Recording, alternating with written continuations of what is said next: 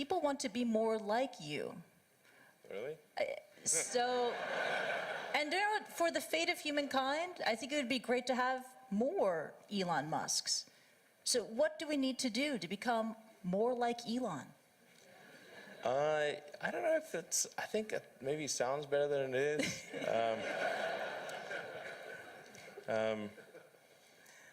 Yeah, I mean, honestly, there's a friend of mine who's got a great saying about creating a company, which is trying to build a company and have it succeed is like eating glass and staring into the abyss. Well, so, I mean, what tends to happen is it's sort of quite exciting for the first several months of starting a company, and then reality sets in. Things don't go as well as planned. Customers aren't signing up. The technology or the product isn't working as well as you thought.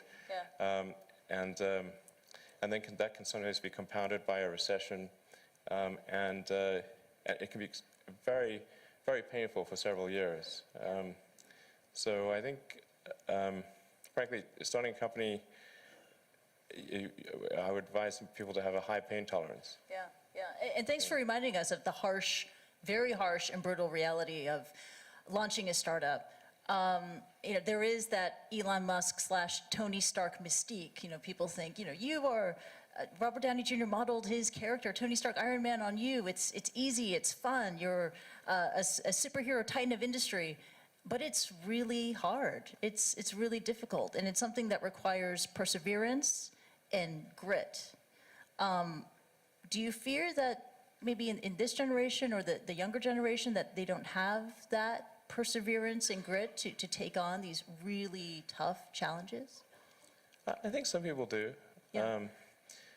But no, I think it is definitely true that, I mean, maybe there are occasionally companies that get created where there's not an extended period of extreme pain, but I'm not aware of very many of such instances. Yeah. So, but I do think that new great entrepreneurs are born every day, and we'll continue to see amazing companies get built. Yeah, but I would definitely advise people who are starting a company to expect a long period of quite high difficulty. Yeah. But I mean, as long as people stay super focused on creating the absolute best product or service that really delights their end customer, if they stay focused on that, then if you get it such that your customers want you to succeed, then you probably will. All right. You have to focus on the customer and delivering for them. Yeah. Make sure if your customers love you, your odds of success are dramatically higher. Yeah. All the entrepreneurs in this room, they're listening to that message. And we're running out of time, so this is the final question. This is for the budding entrepreneurs in the room who could take an Elon Musk idea and run with it. I mean, quite famously, Hyperloop was the idea that you had to give away because you just don't have enough time to deal with it. What are the other ideas that you have that you would love to see another entrepreneur just take on and go? Well, I think there's a lot of opportunity in general in electrification of transport. So electric aircraft, I think there's a lot of opportunity there. I think in genetics, although that's sort of a thorny area, but I think that's in terms of solving some of the more intransigent diseases. Genetics are really key to solving those. Something that I think people maybe are only beginning to look at is establishing some kind of brain-computer interface.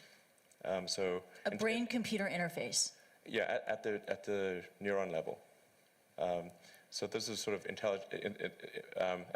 intelligence augmentation as opposed to artificial intelligence. Right. And I think that has a lot of potential. You mentioned to me yesterday. I really had kind of no idea what you were talking about, and then I looked up Ian Banks. Neural lace. Neural lace. That's right. Exactly. And so it's this concept of wiring the brain. So it's either there could be a brain internet, and it could also mean that we can upload our thoughts to the cloud. you would never forget anything. And you wouldn't need to take photographs. Yeah. Oh, no, it's incredible. I mean, you would never forget anything. You would expand your ability to process information, to remember information, right? But then when the denial of service attack happens, You gotta watch out for hacking. That could really be awkward. watch out for that. But also, and then I read it can also be used to fight degenerative diseases like Parkinson's too. Yeah, absolutely. Yeah, yeah. And I think it actually would be quite an equalizer as well, because I think the delta between, it would sort of even things out, I think. You mean in humankind, that Yeah, people yeah. there would be no education disadvantage. Everyone would Yeah. be starting at the same level. Yeah.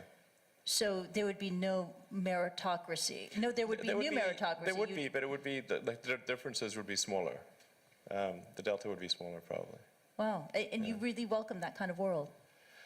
How do I welcome, you asked for predictions. Okay.